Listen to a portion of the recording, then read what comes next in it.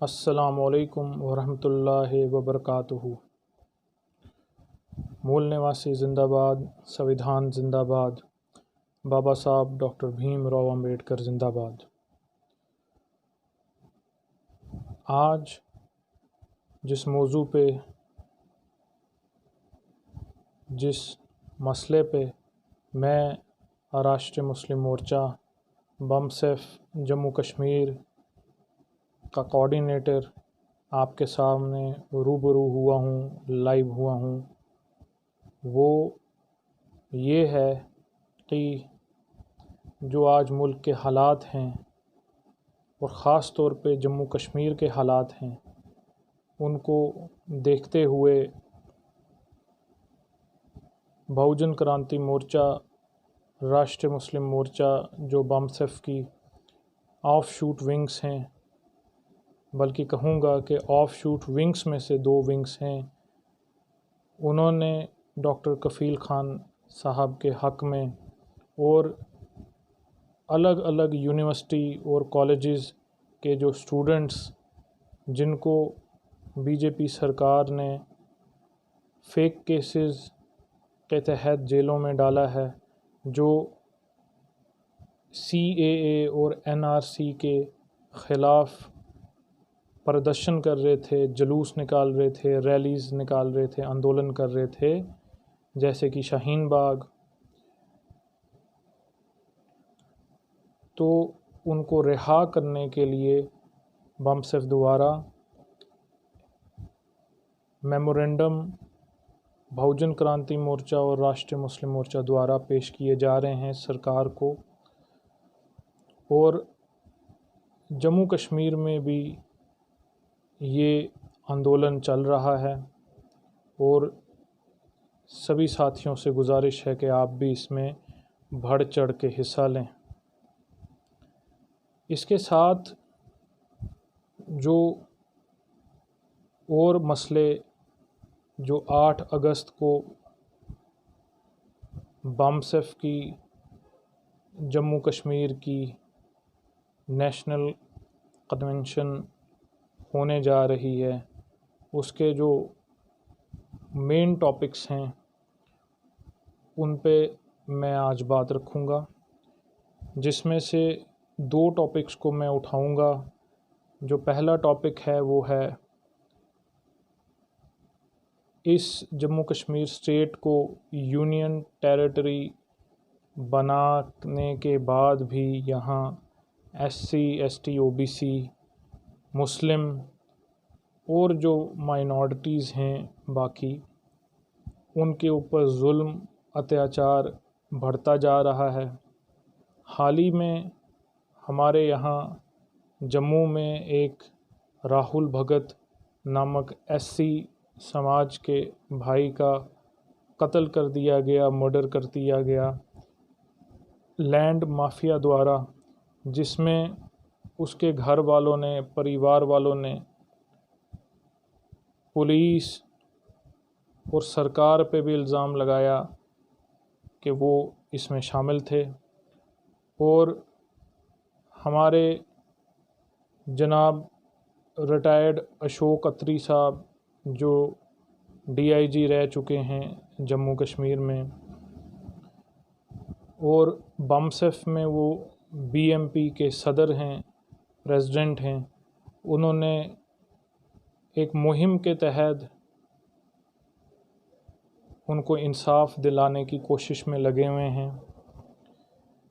और इसी के आगे जाके चिनाब वैली में हमारी एक SC समाज की सरपंच महिला जो बहुत ही ईमानदार रही हैं और जिनका काम काज करने का तरीका मशहूर है, उनको वहाँ की विदेशी आर्यन जो हैं उन्होंने इतना तंग लाया कि उन्होंने सरपंच की कुर्सी से इस्तीफ़ा देने का फ़ैसला कर लिया और हाल ही में उन्होंने इस्तीफ़ा दे भी दिया।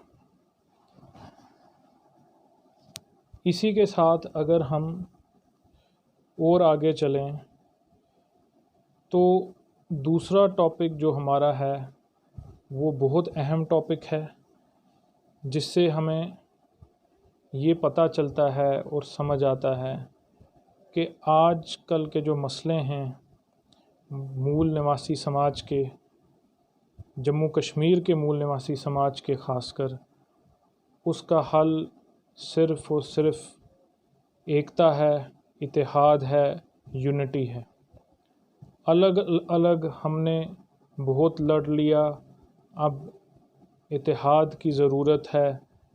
अगर चैन और सुकून की ज़िंदगी बितानी है तो मूल निवासियों को एक स्टेज पे आने की ज़रूरत है। वो स्टेज सिर्फ़ और सिर्फ़ बमसेफ से ही मिल सकता है, बमसेफ ही है। बमसेफ असल में सबसे पुरानी संस्था, तंजीम, ऑर्गेनाइजेशन है जो आरएसएस और बीजेपी के ख़िलाफ़, कांग्रेस के ख़िलाफ़ और जितनी भी विदेशी आर्यंस की पार्टियां कश्मीर से कन्याकुमारी तक काम कर रही हैं, उनके ख़िलाफ़ एक मुहिम है जिसका सिर्फ़ और सिर्फ़ एक ही मकसद है कि मूल निवासियों की आज़ादी। कश्मीर से कन्याकुमारी तक 85%, 85% मूल निवासियों की आज़ादी के लिए बमसेफ 1978 से मैदान में है। अगर हम कश्मीर को वो जन्नत फिर से बनाना चाहते हैं तो बमसेफ में आने की ज़रूरत है।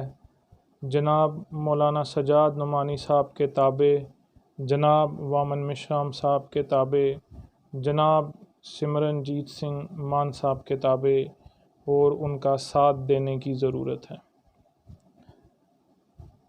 अल्लाह सुब्हान ताला ने हमें ये बड़े दिए हैं, इनको ज़रिया बना के हमारे सामने पेश किया है।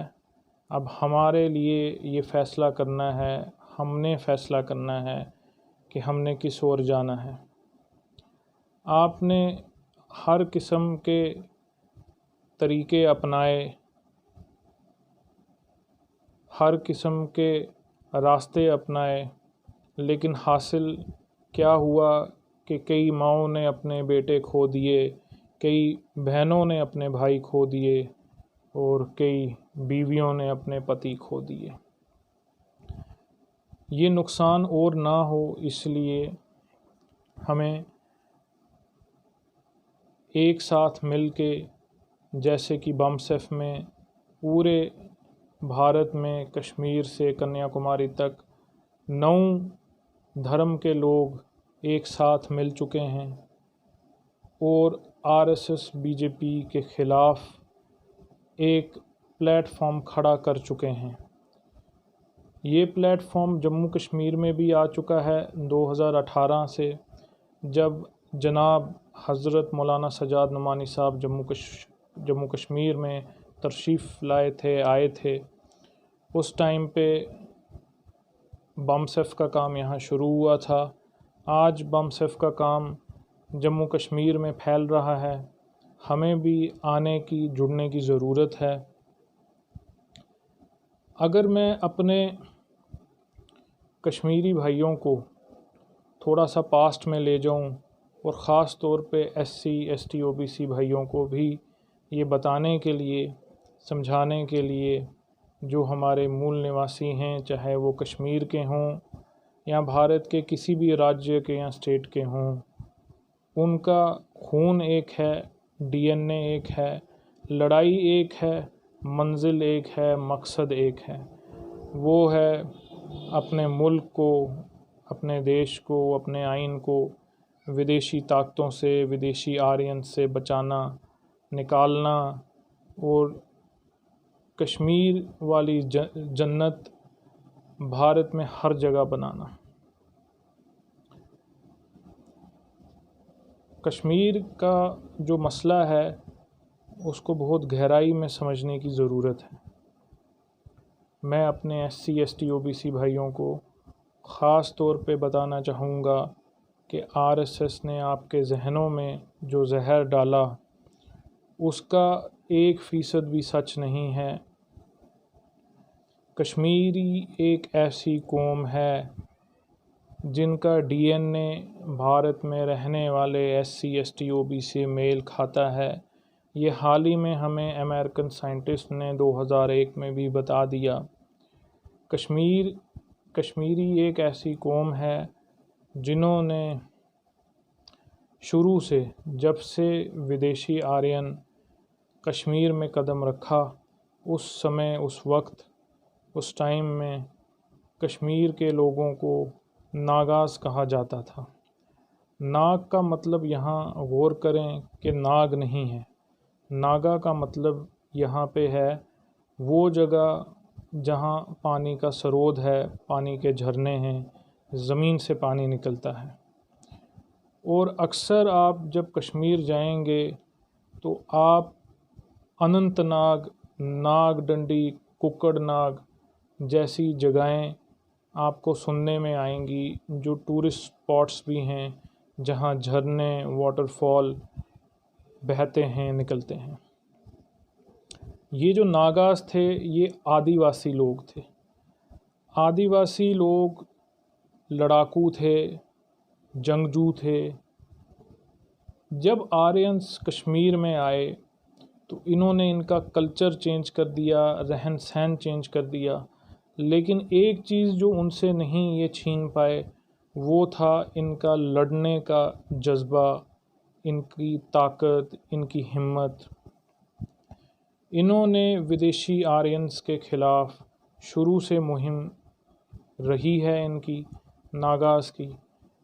उनका कल्चर जब बदल दिया गया, उनको अपने कल्चर में ढाने की कोशिश की गई जब विदेशियों द्वारा, तो उस समय उनकी मदद के लिए गौतम बुद्धा बुद्धिज़्म लेके आए। बुद्धिज़्म जब कश्मीर में आया तो वहाँ के नागाज़ ने बुद्धिज़्म अपनाया, क्योंकि उसमें इक्वलिटी थी। जब वहाँ के नागाज़ ने बुद्धिज़्म अपनाया तो विदेशियों को तकलीफ़ हुई। उन्होंने सोचा कि ये हमारा यहाँ जो गुलाम बनाने का, गुलामी को कायम रखने का जो एक सिलसिला है, मंसूबा है, उसको ख़त्म कर देंगे। तो उसके लिए उन्होंने प्लान किया।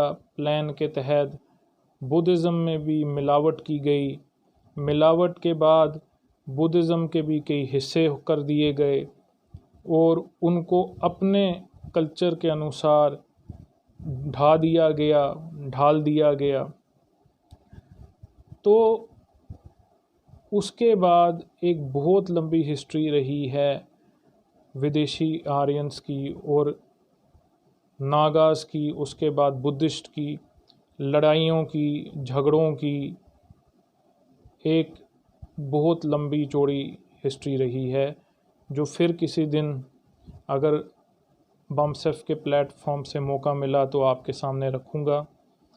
इस वक्त बमसेफ के साथ जुड़ने का जो मेरा एक मैसेज है वो मैं आपको कश्मीर के ताल्लुक़ से समझा रहा हूँ कि कश्मीरी जो कौम है उसका आर्यंस के ख़िलाफ़ जो संघर्ष रहा है, उसको देखते हुए आर्यंस ने उनको मूल निवासी से कब मिलिटेंट बना दिया, ये चीज़ आपको शायद पता ना लगी हो, लेकिन कश्मीर में रहने वाले जो मूल निवासी समाज है, जो हमारे DNA से भाई हैं, उनने वो सारे हालात देखे हैं, उनके पास वो सारी हिस्ट्री है।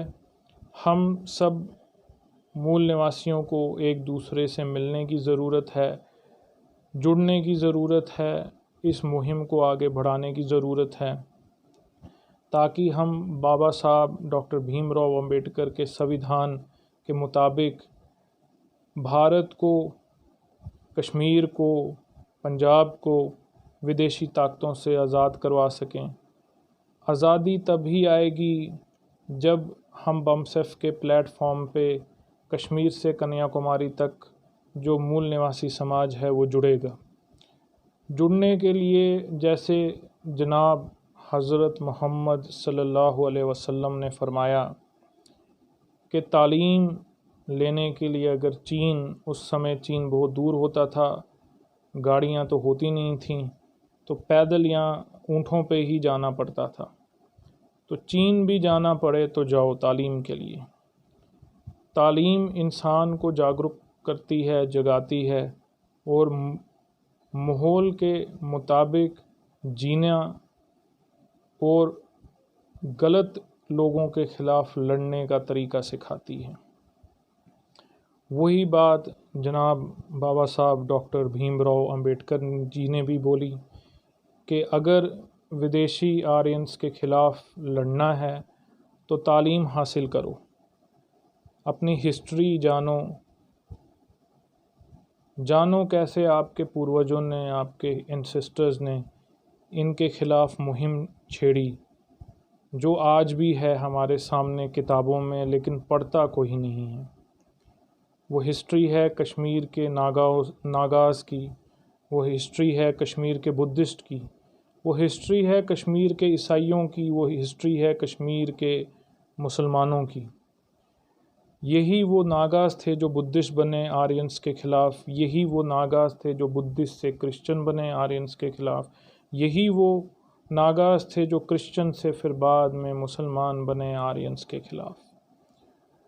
और कश्मीर पे कई हज़ार सालों तक विदेशी आर्यंस का राज चलता रहा, लेकिन हालात तब ज़्यादा ख़तरनाक हो गए जब 1846 में कश्मीर को एक विदेशी आर्यन द्वारा ख़रीद लिया गया, अपनी जागीर बना लिया गया।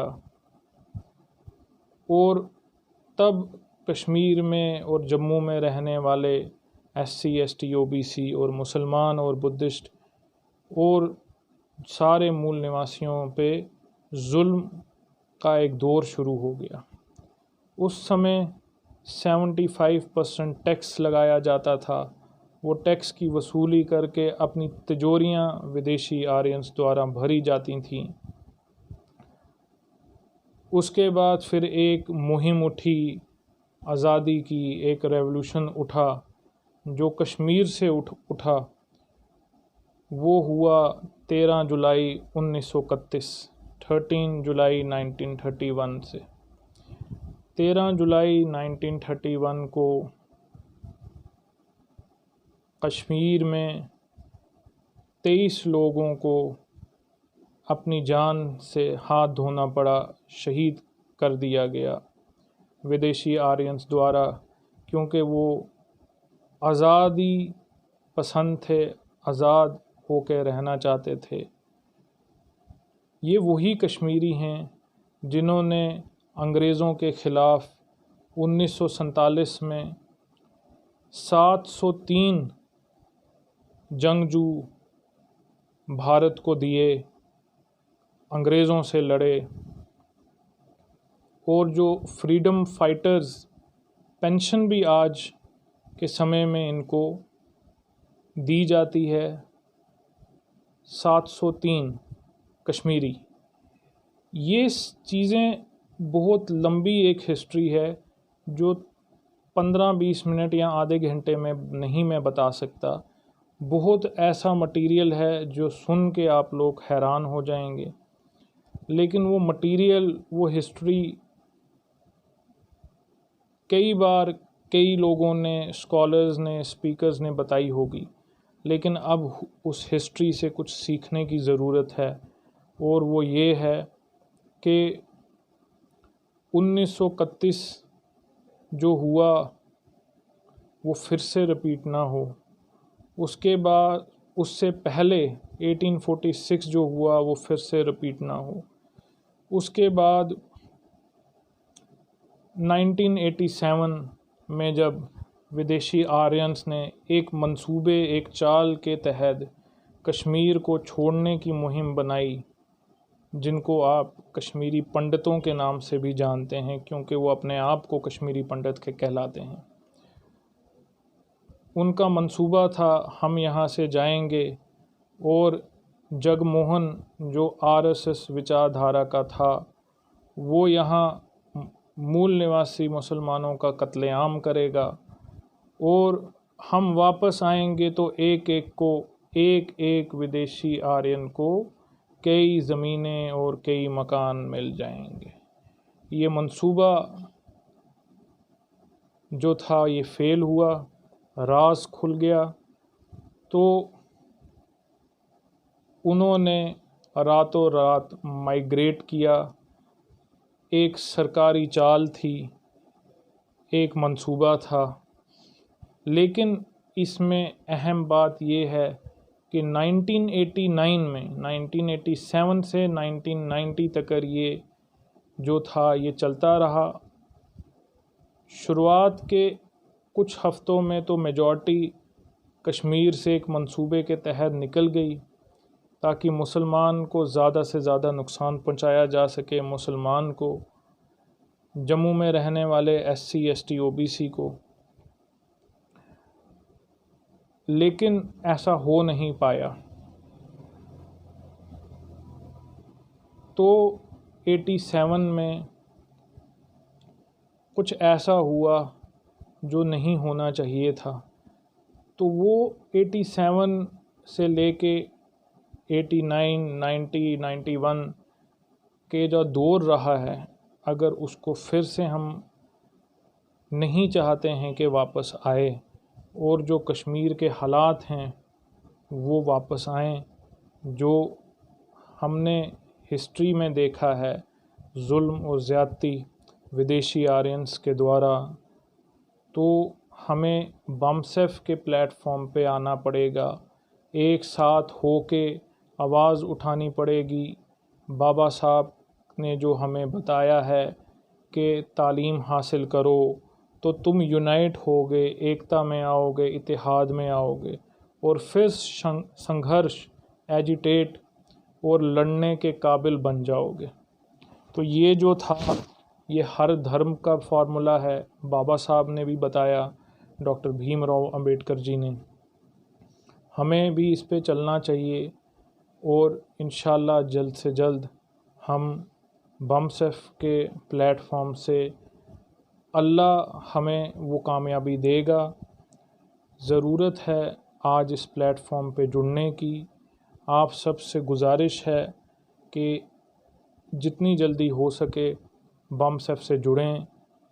आप बमसेफ को गूगल पे सर्च करके, यूट्यूब पे सर्च करके वामन मिश्राम साहब की, जनाब मौलाना सजाद नुमानी साहब की, जनाब सिमरनजीत सिंह मान साहब की स्पीचेस और वीडियोस देख सकते हैं। आपको सिर्फ यूट्यूब पे बमसेफ लिखना है। इसके साथ जो ज़रूरी बात मैं और करने जा रहा हूँ वो ये है कि 1989 में विदेशी आर्यंस, जिनको हम और आप कश्मीरी पंडित के नाम से जानते हैं, वो अपने आप को कहलाते हैं, उन्होंने 1989 में कश्मीर छोड़ने से पहले एक संस्था, एक ऑर्गेनाइजेशन बनाई जिसका नाम उन्होंने कश्मीरी पंडित नेटवर्क रखा।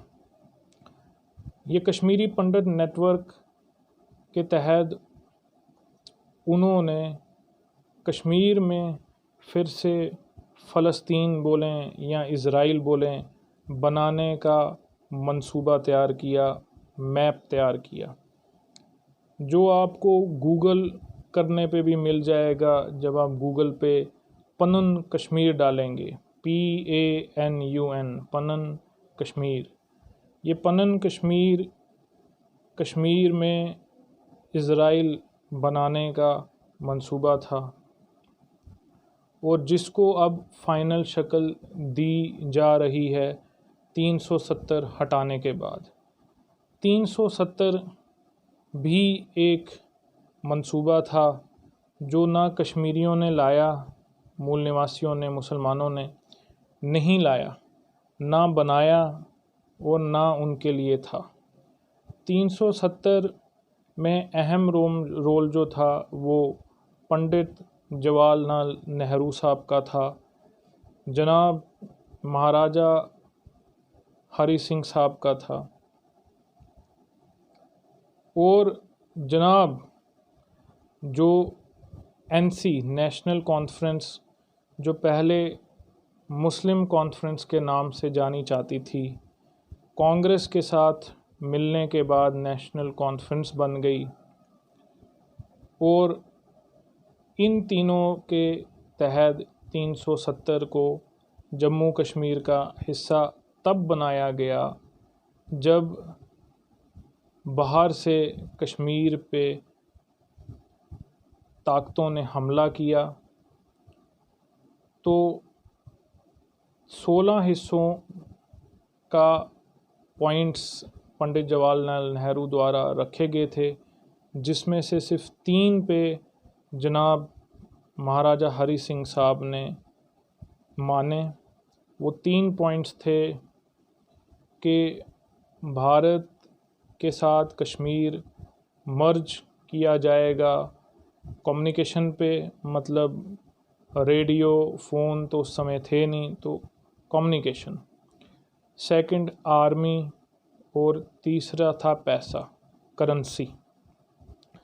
नोट, फोर्स और कम्युनिकेशन, ये 3 चीज़ों पे जम्मू कश्मीर भारत के साथ मर्ज हुआ था, जोड़ा गया था।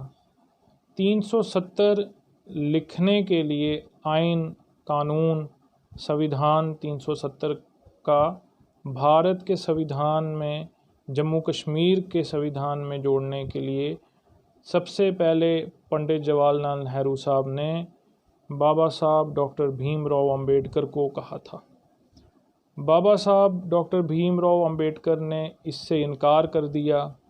उस इनकार के पीछे आरएसएस ने अपनी एक चाल के तहत ये कहा कि बाबा साहब कहते थे कि भाई मेरे भारत में रहने वाले जो लोग हैं वो कश्मीर में दाखिल नहीं हो सकते इस 370 के तहत, लेकिन भारत का पैसा सब कुछ जो है वो कश्मीर लेगा, लेकिन भारतीयों को अंदर आने की इजाज़त नहीं है, तो मैं ये कानून नहीं लिखूँगा। हालांकि ऐसा कोई बात नहीं है, बाबा साहब ने ऐसा कुछ नहीं कहा था। बाबा साहब जानते थे कि 370 जो आइन है वो जम्मू कश्मीर के मूल निवासियों के लिए कम और विदेशी आर्यंस को फ़ायदा देने के लिए ज़्यादा है।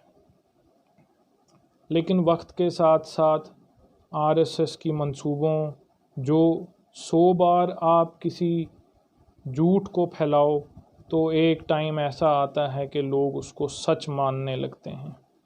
तो ये जो झूठ था इसको इतनी बार बोला गया कि एक टाइम पे आके भारत में रहने वाले मूल निवासी ये समझ बैठे, कश्मीर में रहने वाले मूल निवासी ये समझ बैठे कि 370 जो है वो कश्मीरियों ने बनाया, कश्मीरियों के लिए बनाया, भारत के ख़िलाफ़ बनाया।